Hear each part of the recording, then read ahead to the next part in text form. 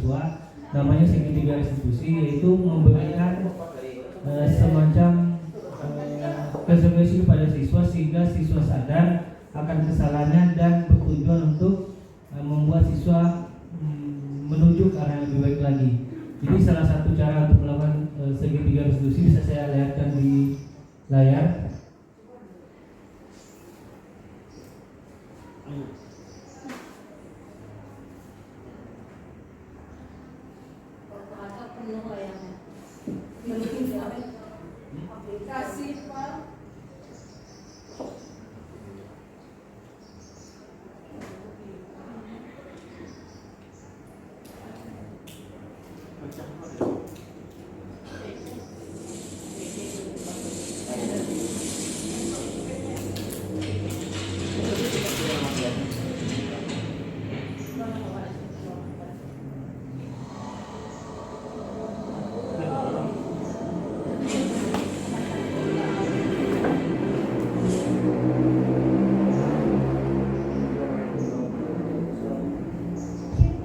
Assalamualaikum warahmatullahi wabarakatuh.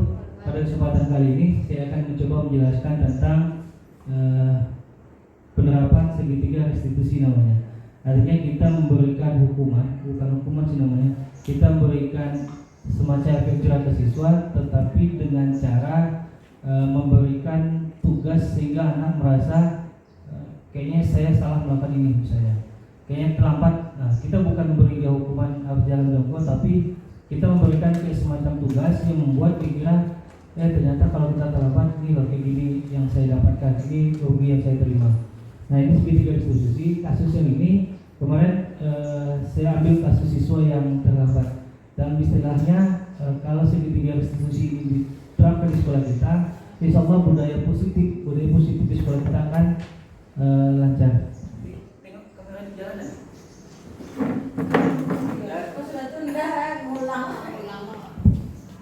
Jalan detiknya? Enggak. Detiknya jalan. Ay. Apa cara gini kok? Oi, koi. Ay. Potong sambung.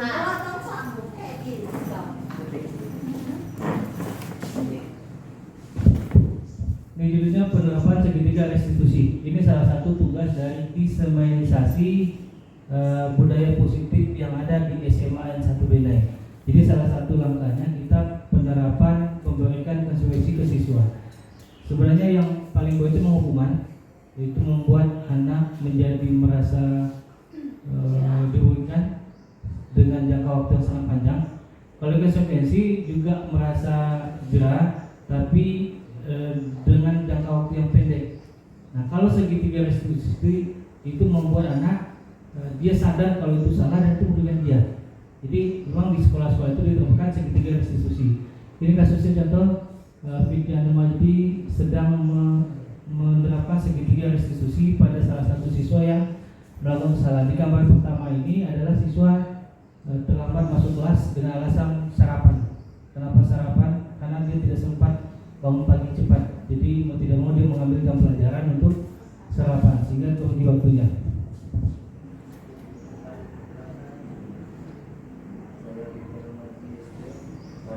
SMA Satu Benai Kabupaten Mantan Sing Modul merupakan modul 1. Pada kesempatan kali ini saya akan video merupakan konsep penerapan segitiga restitusi untuk menyelesaikan permasalahan siswa di SMA 1 Benai. Nih, itu penjelasan pertama. Segitiga restitusi, segitiga pertama namanya hukuman, kedua lebih bagus lagi tingkatannya namanya konsekuensi, ketiga namanya segitiga restitusi. Nah, segitiga restitusi itu adalah suatu proses dialog yang dijalankan antara guru atau orang tua. Jadi boleh kita terapkan ke anak kita di rumah untuk mendapatkan dan menghasilkan siswa yang mandiri dan bertanggung jawab. Jadi setiap dia melakukan kesalahan itu kita membuka pikiran dia. Jadi kita menjelaskan ke dia kalau itu memang salah dan itu merugikan dia sendiri. Artinya kesalahan yang dia lakukan itu akan berdampak negatif bagi dirinya sendiri tanpa kita memberikan hukuman. Nanti kita membuka pikiran sendiri. Ini yang segitiga restitusi itu. restitusi ini adalah suatu proses dialog yang dijalankan guru atau orang tua agar dapat menghasilkan siswa yang mandiri dan bertanggung jawab. Terdapat 3 tahapan. Oke, ini 3 tahapan untuk segitiga restitusi. Yang pertama, menstabilkan identitas. Kedua, validasi tindakan yang salah. Ketiga, menanyakan keyakinan kelas. Bisa saya jelaskan sedikit? Menstabilkan ini artinya kita ibarat kalau bahasa kita hanya meng-cross check. Jadi kalau kita lihat anak salah, kita jangan langsung vonis anak salah. Kita tanyakan dulu kejadiannya seperti apa. Betul enggak? Misalnya ada nih kelahi. Yang kita kelahi enggak? Kelahi itu bukan. Seharusnya kita tanya, panggil anaknya, kemudian jelaskan, Bapak dapat kabar katanya kelahi tadi di kelas, macam mana ceritanya. Nah, nanti dia akan menjelaskan, karena setiap siswa untuk melakukan sesuatu itu pasti dia punya alasan yang kuat kenapa dia begitu. Nah, itu tugas kita. Jadi yang pertama itu menstabilkan identitas. Artinya kita cross check lah bahasa kitanya, meng-cross check tentang kelakuan yang dilakukan sama anak tadi. Yang kedua namanya validasi tindakan yang salah. Validasi tindakan yang salah itu adalah kita seolah-olah berpihak ke sebelah anak. Misalnya gini, anak itu kelahi. Dia kelahi kenapa? Karena nyontek misalnya. Dan kawan sebelahnya nyontek, setiap ada ulang nyontek. Nah, pada saat validasi tindakan yang salah ini, kita berperan sebagai seolah kita belakang. Mungkin dengan kata-katanya, Bapak kalau seandainya contekan Bapak ditiru sama kawan sebelah, Bapak emosi gua. Bapak bungi gua cenderung lama. Nanti Bapak kan emosi dan bungi-bungi kawan sebelah. Nantinya kita bola ke anak loh. Jadi anak membenarkan apa yang dikerjakan itu sebenarnya membuat anak lebih akrab dengan kita jadinya. Jadi seolah kita tidak langsung memvonis anak salah gitu. Nanti kita melakukan seperti yang dipikirkan sama anak. Jadi anak akan lebih mudah kita masuki pikirannya. Validasi tindakan yang salah. Ketiga, ini menanyakan keyakinan kelas. Kalau sudah anak tahu dengan tindakan yang salah, kira-kira aturan mana yang dia langgar, aturan mana yang dia tabrak misalnya.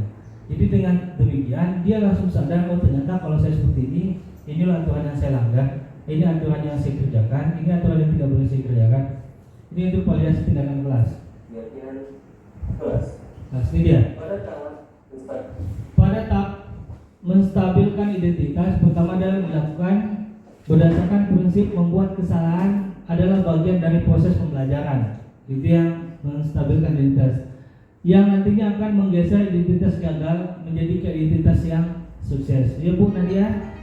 Ya. Ini yang menstabilitaskan identitas. Berdasarkan prinsip yang membuat kesalahan adalah bagian dari proses pembelajaran, yang nantinya akan menggeser identitas yang gagal ke identitas yang sukses. Oke, ini pada tahap yang kedua adalah validasi tindakan yang salah, yaitu dilakukan. Ini dilakukan berdasarkan prinsip budaya memenuhi kebutuhan tertentu. Artinya setiap siswa itu ada 5 kebutuhan dasar yang harus dipenuhi. Biasanya kenapa kita melakukan sesuatu itu karena kita butuh ke-5 kebutuhan tadi itu. Pertama memang ada 5 kebutuhan dasar seorang manusia itu, dan setiap tindakan yang kita lakukan pasti untuk memenuhi ke 5 tadi. Kita tidak usah sampai ke 5 kebutuhan dasar manusia, tapi alasan kuat kenapa kita melakukan sesuatu pasti karena ke 5 itu. Ada salah satu yang harus kita penuhi. Kedua, guru akan bergeser dari pemikiran stimulus respon menjadi proaktif. Kemudian sehingga dengan menggali dan mengakui kebutuhan murid akan memperbaiki hubungan dengan murid tadi. Jadi kalau seandainya siswa tadi salah, kita jangan vonis dia salah. Kita tanyakan kenapa dia begitu. Kemudian setelah dia menceritakan semuanya, nanti kita akan berperan sebagai dia. Bapak juga akan melakukan hal yang sama misalnya. Misalnya tiba-tiba mencubit misalnya. Kita tidak akan memvonis dia kenapa dia mencubit, tapi Bapak kalaupun dicontek punya Bapak pasti mencubit ibu. Nanti kita sepaham lah, rasa level. Cuma Bapak akan lagi berespek lagi kalau seandainya tidak mencubit, sekedar menahan emosi, sabar. Artinya kita membenarkan apa yang dikerjakan sementara, tapi kita membenarkan apa yang lebih benar lagi dari kegiatan tadi ini. Jadi sehingga dengan menggali dan mengakui kebutuhan murid akan memperbaiki hubungan dengan murid tadi tersebut.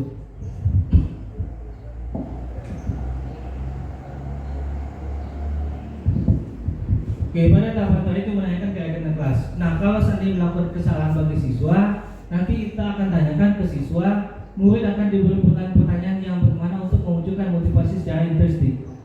motivasi intrinsik itu artinya motivasi yang keluar dari dirinya sendiri.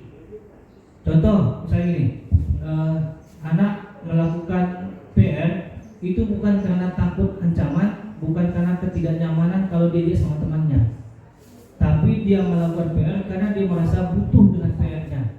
Kalau tentang mengerjakan PR, berarti Beko datang ngerti pelajaran Beko. Artinya itu memang motivasi yang keluar dari dirinya. Ada motivasi intrinsik, ada motivasi ekstrinsik. Oke, ini kasus pertama. Kasus pertama adalah tentang salah satu siswa yang masuk terlambat ke kelas. Setelah dikonfirmasi ternyata dia sarapan. Kenapa sarapan di sekolah? Alasannya karena bangunnya terlambat, karena malam tadi begadang main game, bangun terlambat, tidak sempat sarapan di rumah. Jadi dia langsung ke sekolah, sampai di sekolah dia langsung cari kantin makan, sehingga terpakailah jam sekolahnya. Mungkin kita bisa lihat nonton videonya. Begini kira-kira cara penyelesaian dengan cara segitiga restitusi. Assalamualaikum Pak Razi. Bapak dapat laporan dari ketua kelasnya, katanya kamu sering masuk terlambat ke kelas. Apa benar? Benar. Sudah berapa kali? Sudah lebih dari 5 kali. Sudah lebih 5 kali. Sering terlambat itu satu kesalahan bukan? Iya. Kamu sadar itu? Sadar. Berbuat kesalahan itu memang manusiawi, tapi yang paling penting itu kita belajar dari pengalaman kesalahan tersebut dan berusaha untuk memperbaikinya. Setuju? Setuju Pak. Ya, kita cari solusinya sih Pak Rozi. Kamu kenapa alasannya terlambat? Tadi saya bangun kesiangan Pak. Iya. Saya tidak sempat sarapan dan saya memilih untuk sarapan di sekolah. Terus? Akibatnya saya telat masuk ke kelas Pak. Kenapa kamu telat bangunnya? Akibat saya begadang Pak bermain game sama teman. Betul tindakan yang kamu lakukan itu? Tidak Pak. Tidak. Keyakinan kelas apa yang sudah kamu langgar di sini? Disiplin Pak. Disiplin. Betul. Berarti kamu sudah tahu itu ya. Menurut kamu penting nggak disiplin itu? Penting Pak. Kita harus betul-betul memakai waktu. Kita harus betul-betul disiplin. Karena dengan disiplin itu kita bisa menghargai orang lain, pekerjaan kita tidak menumpuk, dan kita bisa menumpuk asa pekerjaan kita kepada orang lain. Betul itu? Betul Pak. Setuju kan? Setuju. Saya minta maaf Bapak karena saya telat masuk ke kelas. Oke, sikap kamu telah meminta maaf, Bapak sangat menghargai itu. Terus apa yang kamu lakukan sekarang? Saya akan tidak mengulangi lagi begadang di malam hari dan tidak ada kesiangan lagi. Oke, ini kalau kita sudah bangun pagi, sempat sarapan di rumah. Jadi pada saat jamnya masuk, kita sudah on time masuk di jam yang telah ditentukan. Oke Bapak, tindakan kamu seperti itu, jangan diulangi lagi kegiatannya seperti terlambat masuk kelas. Kemudian semoga kamu bisa berubah. Ya, terima kasih, silakan kembali ke kelasnya. Baik, terima kasih Bapak. Ya. Assalamualaikum warahmatullahi wabarakatuh. Perkenalkan, nama saya Farul Rozi. Sekarang saya duduk di kelas 11. Saya sangat senang diajak berdiskusi bersama Bapak untuk mencari solusi dari permasalahan yang sudah saya lakukan, yaitu masalah disiplin dalam memasuki jam pelajaran. Sekian, terima kasih. Itu salah satu Wassalamualaikum. contoh cara penyelesaian kasus menggunakan metode segitiga restitusi. Artinya kita pertama menstabilkan identitas siswa, cross check lah istilahnya. Kedua, kita validasi tindakan yang salah. Kita betul-betul pengecekan tindakan yang salah. Ketiga, baru kita menanyakan keyakinan kelas. Keyakinan kelas itu seperti kesepakatan kelas. Makanya di awal pembelajaran sebenarnya kita lebih bagus membuat kesepakatan kelas. Jadi kita membuat kesepakatan kelas sehingga anak membuat aturan yang sudah disepakati oleh mereka bersama-sama. Jadi kalau misalnya terjadi kesalahan, terjadi pelanggaran, kita sudah disepakati, bisa kita tegakkan aturan tersebut. Ini kasus pertama. Kasus kedua, contoh kasus kedua adalah siswa yang ulangannya tugasnya selalu dicontek, sehingga si siswa ini emosi kemudian sampai melabrak meja di depannya, sehingga terjadi kegaduhan dan kekacauan di kelas. Berikut videonya saya tampilkan. Assalamualaikum lagi. Untuk kasus kedua ya, ini adalah kasus siswi yang tidak diterima ulangannya dan tugasnya selalu dicontek oleh temannya yang marah dan tidak bisa menahan emosi hingga memukul meja, sehingga terjadilah kekacauan dan kegaduhan di kelas. Berikut adalah skenario penyelesaian masalah menggunakan segitiga restitusi. Assalamualaikum Ida. Waalaikumsalam, Pak. Tadi Bapak dapat kabar dari ketua kelas kamu. Katanya kamu bertengkar dengan Salwa di kelas apa ya? Iya, Pak. Kenapa? Karena saya merasa sangat kesal, Pak. Ya kenapa kesalnya? Karena dia mencontek semua jawaban tugas dan salah ulangan saya. Begitu ya, wajar lah. Bapak juga akan marah kalau tugas Bapak dicontek atau ulangan Bapak dicontek sama teman sama guru Bapak. Karena kita sama-sama belajar. Apa yang kamu lakukan sama Salwa Indah? Marah-marah dan tanpa sadar saya memukul meja, Pak. Oke, alasannya? Karena semua jawaban soal ulangan saya dicontek sama dia, Pak. Oh, wajar lah. Bapak juga akan melakukan sama kalau seandainya tugas Bapak dicontek sama kawan sekelas kita. Bapak sangat menghargai. Bapak lebih menghargai lagi kalau seandainya memang kita itu tidak emosi terhadap Salwa. Kemudian keyakinan kelas apa yang Anda langgar? Tidak menghargai dan menghormati teman. Pentingkah itu menurut Anda? Ini, Pak. Penting. Kemudian apa yang Anda lakukan?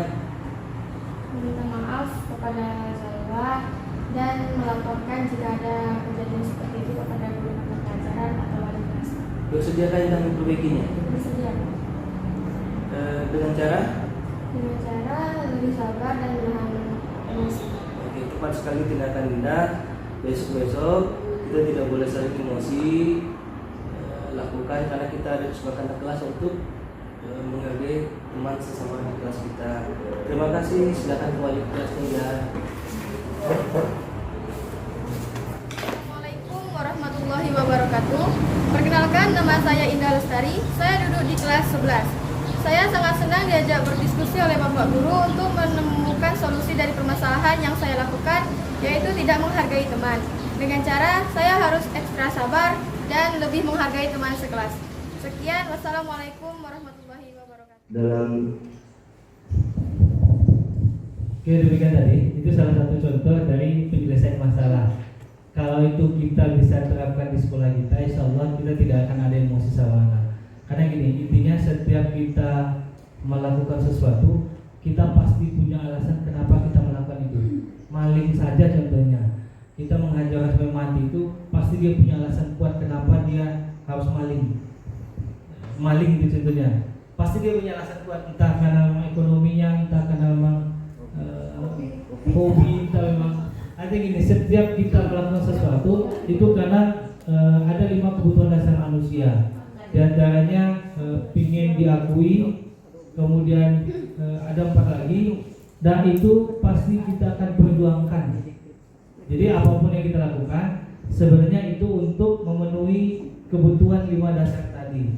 Jadi kalau seandainya anak melakukan kesalahan, kita tanya alasannya kenapa. Memang kadang-kadang anak ini ada yang tidak bisa disampaikan sekali, 2 kali, tidak bisa sampai 2 kali, 3 kali, dan suruh 3 kali, opek kali, dan suruh opek kali, 5 kali. Kita yang berkali-kali jadi memang itu agak susah diterapkan. Tapi sebenarnya dengan langkah segitiga restitusi ini sebenarnya kita menyarankan memberikan efek jerah ke siswa, yang siswa sendiri yang menyadari tentang kesalahannya, dibanding kita kasih hukuman. Hukuman itu bisa lebih lengket. Kita di bab kedua kalau nggak salah kemarin Bu, ada tentang kita disuruh menghayal tentang kejadian yang bermakna pada saat kita sekolah dulu. Nah, sampai sekarang yang terlintas ke saya adalah tamparan seorang guru fisika MTS kelas 2, berarti tahun 96. Tapi sampai sekarang masih berbekas. Salahnya cuma nendang bola voli. Ya, maksudnya ini. Artinya apa, berbekas kan, dan itu kalau bisa jangan, karena itu hukuman. Bola voli yang ditendang tapi tamparan yang dapat itu namanya hukuman itu. Tapi kalau seandainya jam olahraga dia terlambat, kemudian kita kasih konsekuensi putar lapangan 10 lingkaran misalnya, itu masih ada nyambung. Kenapa? Mungkin yang dia terlambat itu materinya keliling lapangan 10 kali misalnya. Jadi karena dia terlambat, kita kasih hukuman siswa tersebut, silakan lari lingkari lapangan 10 kali. Itu salah satu cara penyelesaian masalah. Mohon maaf kalau ada kata-kata saya yang salah, dan terima kasih sekali lagi waktunya, karena sangat berharga sekali bagi saya bisa mengumpulkan guru seperti ini. Kemudian kalau ada kata-kata yang salah saya mohon maaf. Terima kasih. Demikian acara diseminasi tentang segitiga restitusi. Mohon maaf. Assalamualaikum warahmatullahi wabarakatuh.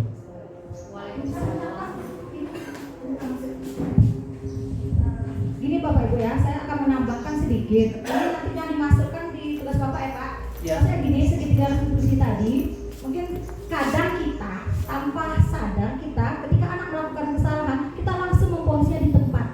Ingat itu tidak boleh. Ya, kita saja perasaan kita, coba misalnya Bapak, kita lagi Pak, depan kawan-kawan kita diteriaki oleh Bapak kepala sekolah walaupun dia pemimpin, apakah kita tidak tersinggung? Nah, jadi begitu juga dengan anak-anak kita, ketika dia melakukan kesalahan bawa dia. Itu artinya tadi segitiga restitusi tadi dibawa oleh Bapak tadi. Kalau saya waktu itu membuat tugas, ketika anak melakukan kesalahan memang kami videokan kesalahan, kemudian kami ajak dia ke ruangan. Artinya apa? Kita tidak memarahkan dia di depan teman-temannya. Kita juga akan menghargai apa yang ya namanya perasaan ya Bapak Ibu ya. Jadi tidak langsung memponisnya di setempat, karena itu sangat mempermalukan dia dengan teman-temannya. Begitu. Jadi kita biar aja dulu, nanti kemudian ada waktu baru kita bawa dia. Baru kita tanyakan dan maksudlah tadi segitiga restitusi tadi. Jadi kita tidak langsung memponis di tempat. Gitu. Ya, Bapak Ibu, itu yang saya tambahkan. Terima kasih. Terima kasih kepada Bapak Ibu. Satu lagi seingat saya, segitiga restitusi ini kalau seandainya kita terapkan, insya Allah budaya positif di sekolah kita akan terjadi. Budaya positif itu tujuannya untuk membuat pembelajaran dan siswa itu merasa nyaman, aman dan tentram di sekolah kita. Seperti kalau seandainya misalnya gini, kalau seandainya guru nyaman lihat kita, siswa nyaman lihat kita tidak akan ditakuti. Bahkan kalau berjumpa di luar jam sekolah, pasti kita dipanggil disapa. Tapi kalau saya gurunya pembumi, itu kalau bisa nak selisih bailan sama selisih nggak apa-apa itu loh. Nanti sangat tidak nyaman. Jadi kalau saya hukuman atau konsekuensi kita tetapkan dengan cara metode segitiga restitusi, insya Allah budaya positif di sekolah kita akan terasa lebih nyaman, indah, dan itu akan berbekas di hati siswa kita semuanya. Terima kasih. Kalau ada tanggapan, Assalamualaikum warahmatullahi wabarakatuh.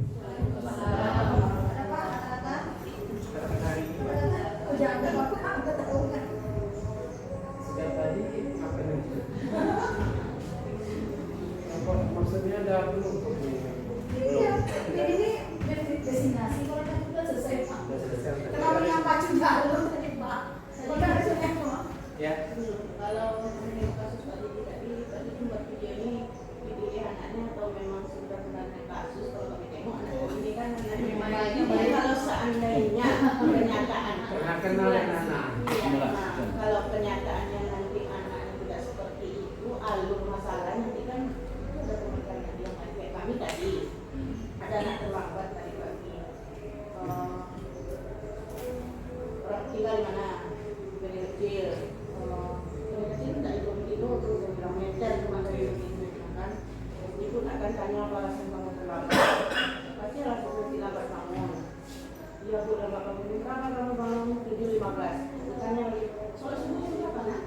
Tidak sholat itu salah satunya sholat subuh itu gunanya ada saya kasih hukuman tidak ada segitiga itu sih tidak ada tadi itu ada ini kan kasusnya beda karena jadi gimana nanti kalau kita Sebenarnya kasus segitiga restitusi salah satu cara penanganan kasus. Memang segitiga restitusi itu ada 3, menstabilkan identitas. Ini kadang dan tidak boleh terbalik-balik yuk. Satu, tetap menstabilkan identitas. Kedua, memvalidasi tindakan yang salah. Ketiga, menanyakan keyakinan kelas yang dilanggar.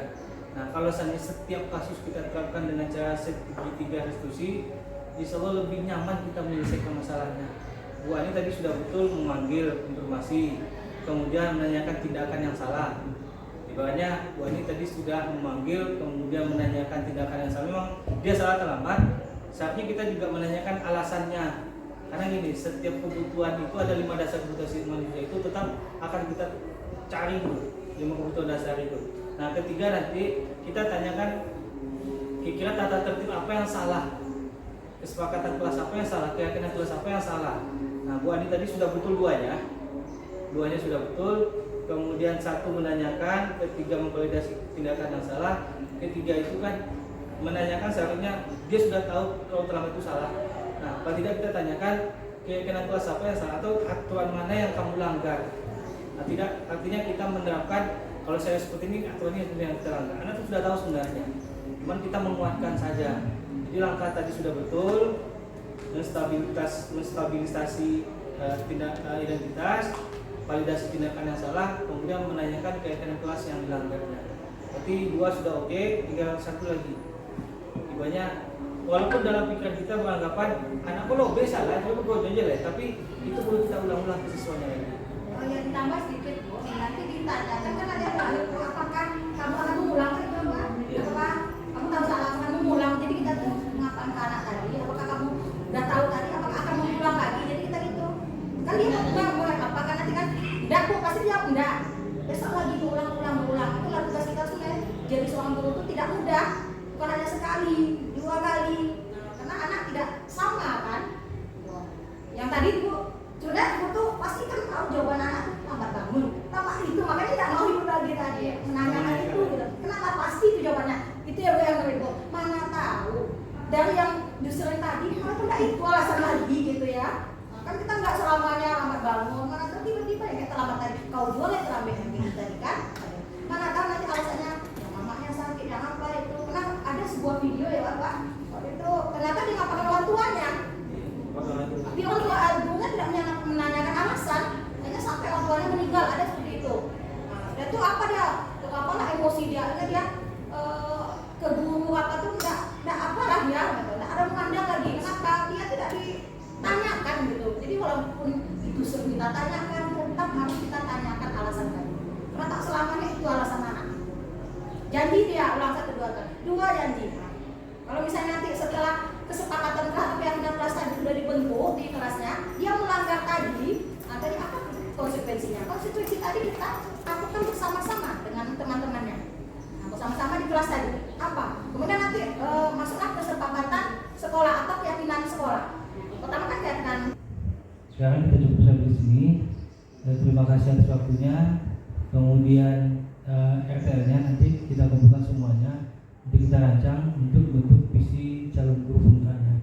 Sekali lagi saya mohon maaf dan terima kasih kepada Bapak Ibu guru semuanya. Wabillahi